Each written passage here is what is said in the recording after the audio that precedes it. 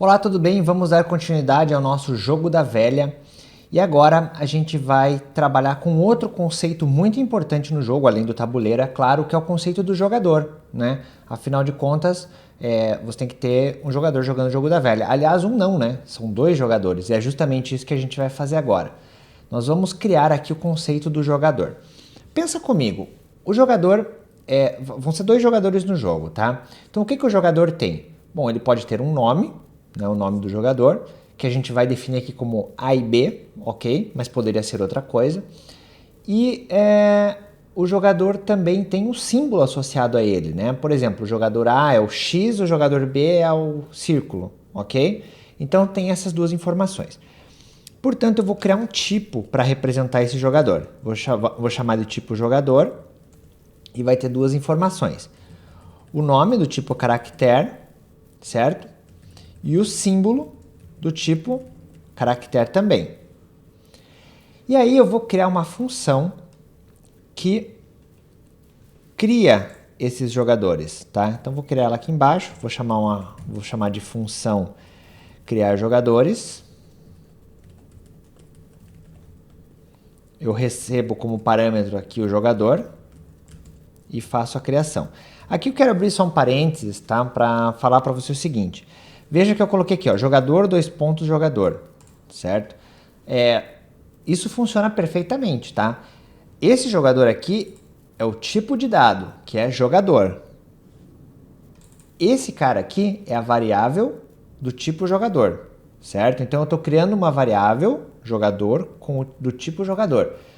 Nesse caso, coincidentemente, né, o nome da variável é igual ao nome do tipo e não tem nenhum problema nisso. Tá? É possível a gente fazer dessa forma, ok? Bom, então vamos lá. Na verdade aqui, né, jogadores.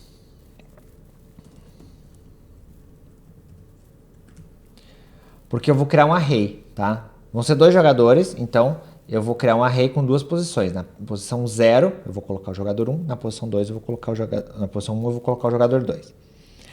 Então vamos lá. Vamos começar com o primeiro jogador, que fica nos jogadores 0. Ele tem um nome, né? Então o jogador 0.nome vai ser o A. E os jogadores 0.símbolo vai ser o X, certo? Assim como eu defini isso para o jogador índice 0, para o jogador índice 1, eu vou colocar que vai ser o B. E o símbolo dele vai ser o círculo, a bolinha. Ok? Bom, agora a minha função criar jogadores já tá fácil. Então, começando o jogo, né, eu crio o tabuleiro, zero tabuleiro, imprimo o tabuleiro, e aí eu vou... Na verdade, eu nem vou imprimir o tabuleiro aqui. Antes de imprimir, eu vou criar os jogadores. Então, criar jogadores. Só que eu preciso passar o array de jogadores. Então, eu vou criar aqui do tipo jogador, a variável jogadores 2, certo? E vou passar aqui os jogadores. Aqui embaixo, ó, na verdade é jogador, jogadores, tá? É o tipo jogador e a variável jogadores. Eu tinha falado, né, sobre ser o mesmo nome e tal, mas eu tava me confundindo com o nome do tipo, tá? Então, não precisa. Claro que poderia ser, tá? Mas não vou usar. Porque senão fica estranho, né? Um array de jogadores ser chamado de jogador, ok? Ele é um conjunto de jogadores, né? Então é mais interessante que seja no plural. Ok, então eu já tenho aqui a minha lista de jogadores, zero tabuleiro, crio os jogadores. Certo, agora o jogador ele vai ter que fazer uma jogada, certo? Jogada é um outro conceito importante. Quando o jogador for fazer uma jogada, ele vai ter que definir, né, dizer qual é a linha e qual é a coluna que ele quer jogar. Tá? Então, na verdade, a jogada é composta por duas informações, linha e coluna.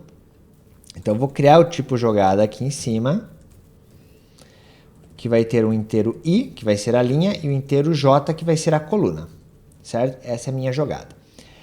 Seguindo aí nessa filosofia, né, de criar as funções, eu vou criar uma outra função aqui embaixo, que é a função que vai solicitar a jogada para o jogador, tá? Essa função aqui, ela vai basicamente receber qual é o jogador atual, né, que tem que fazer a jogada, certo? E vai solicitar via teclado para ele digitar a linha e a coluna, tá? Então essa função aqui, ela vai se chamar aguardar jogada e ela vai receber o jogador como parâmetro, tá? E como retorno, né, lembre-se, né, quando você chama então uma função de aguardar a jogada, o que você espera como retorno? Você espera que ela retorne a jogada para você. Então, o retorno vai ser uma informação do tipo jogada. Então vamos lá, o que essa função tem que fazer? Vamos focar nela agora. Bom, eu recebi como parâmetro aqui na função qual é o jogador que tem que fazer a jogada. Então eu vou mostrar na tela essa mensagem, né? Vou usar o leia, né, para solicitar a informação e vou mostrar uma mensagem dizendo assim, ó.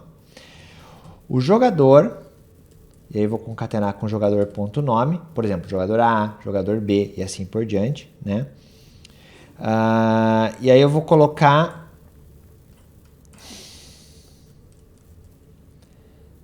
assim, ó. Linha, porque a jogada é da linha, certo?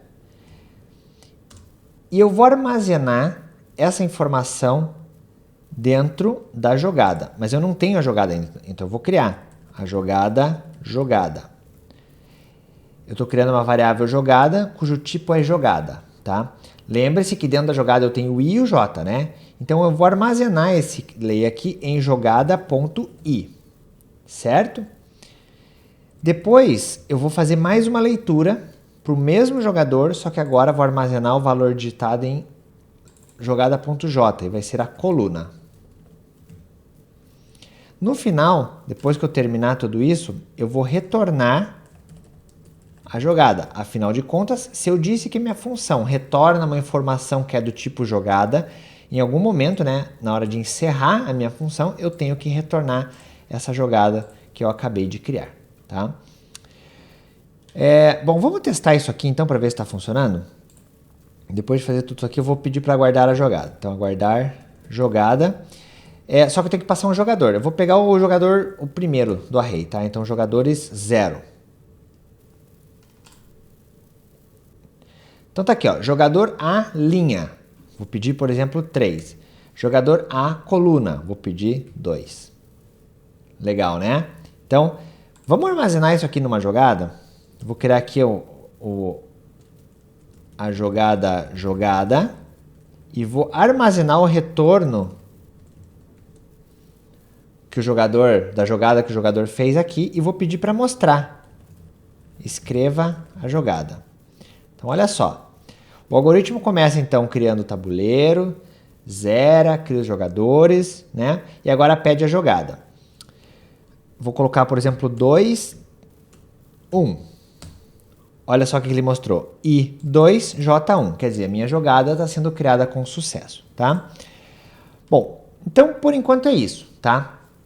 A gente, nessa aula, né, só para relembrar, a gente criou o conceito de jogador e de jogada, que são outros dois conceitos muito importantes, né, dentro da filosofia do jogo da velha. A gente criou uma função para criar os jogadores, que cria, na verdade, um array de duas posições.